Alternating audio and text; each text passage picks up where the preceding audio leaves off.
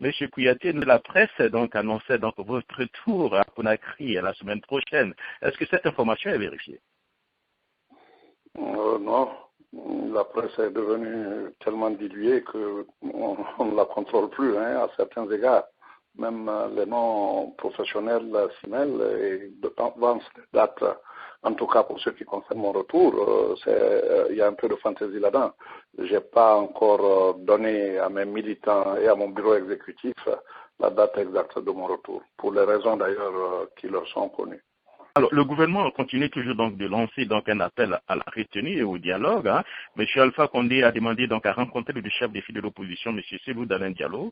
La première tentative du vendredi dernier n'a pas eu lieu. À qui la faute? Est-ce que vous êtes favorable à cette rencontre? Personnellement, je n'ai pas été du tout consulté. Cette question, vous devez la poser au président de l'UFDG. Mais vous êtes favorable à une telle rencontre? Je n'ai pas être favorable ou à ne pas être favorable. Moi, je dis que combien de fois le chef de l'État nous a rencontré chacun des acteurs? Plus de N fois. Mais à chaque fois, c'est le reniement après. Ce que vous devez savoir, il y a une sorte de credibility gap, une défiance, un manque de confiance entre les partis, qu'il faut savoir combler par la patience, par la pédagogie, et non par les mots les plus désagréables à entendre.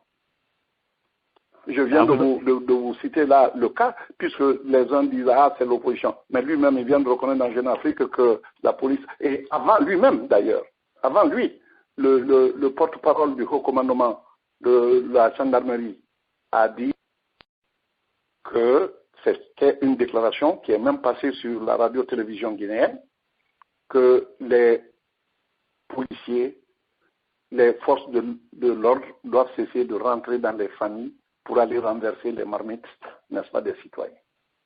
Et que cela déshonore, n'est-ce pas, les forces de sécurité. Mais c'est en Guinée qu'on voit que les gens s'accoutument de ces dépassements de mandat.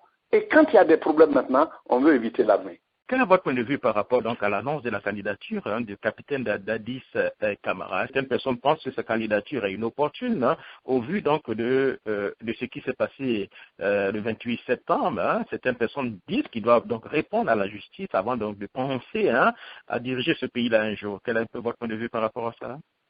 Mais ça, c'est une question d'eux qui doivent répondre à la justice. Est-ce qu'un mandat un mandat d'arrêt a été lancé contre lui? À ce que je sache, non.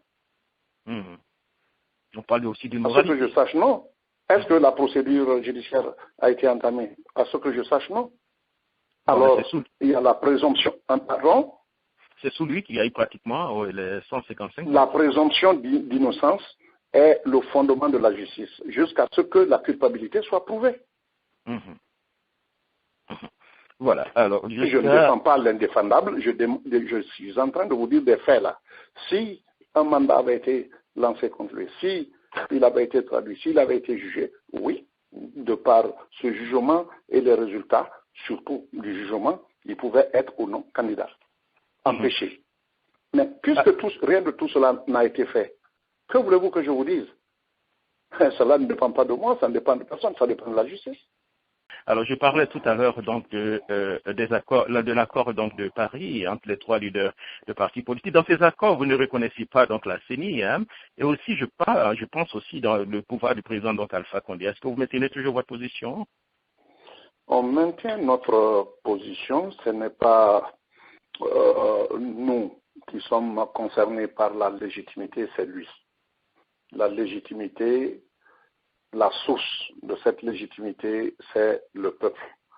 Et le peuple qui a un instrument qui s'appelle la Constitution et les lois de la République.